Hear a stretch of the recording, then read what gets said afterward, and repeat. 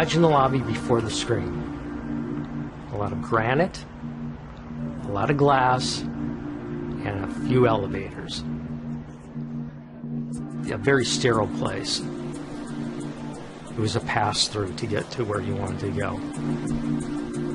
We had a 100-foot lobby screen, this amazing blank canvas. The question was, what do we do with it?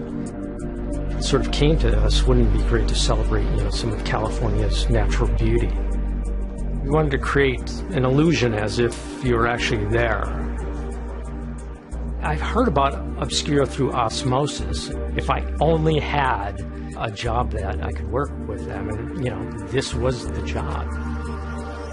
The initial briefing of the Salesforce wall, it was definitely like a kind of an exciting moment. They wanted us to capture kind of this natural beauty of California. One of the greatest places to go is like the redwood forest. The wall is so wide that a normal camera won't really get the whole thing well. So we used 2 cameras and synchronized them, and we ended up actually having to stitch scenes together to make the full panorama. We tried to match the scale of the surroundings and sort of make it the same perspective so that you are looking out into the distance and it appears that there's no walls there. The idea being that it can be a window that you look out, or sort of like a giant painting.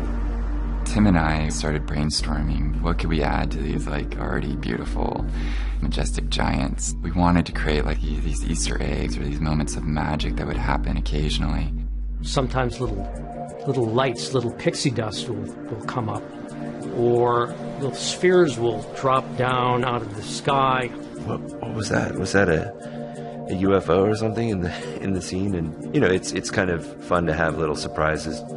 We designed a lot of the content around day parts. We didn't want to have something too dynamic in the morning when people are walking in, so we shifted the more dynamic things. So say the waterfall, when people are walking out for lunch and things like that, you have a lot of energy going. The water wall is very simple on its surface. It's basically just water coming down on the walls, but there are a few challenges. Essentially, this fluid simulation had to be created. We wanted it to be as realistic as possible, but not so realistic that it would create vertigo. So we had to kind of like skirt this sort of fine line between realism and kind of hyper-realism. It was cool on this project in that there was a lot of ability to experiment, and a lot of people were open to trying surrealist art. Paperscapes was definitely an experiment. We had tried photographing paper with lights behind it, using the paper to sort of diffuse the light. Crumpled up paper was sort of looking like caves or landscapes that are fantastical or dreamlike. So there's sort of different worlds. There's one for morning, there's one for the afternoon, and one for the evening time. I know these experiences are working when they suddenly go up and people are pulling out their camera phones and taking pictures. Just the scale of it, just the experience of it, it's something they haven't seen before.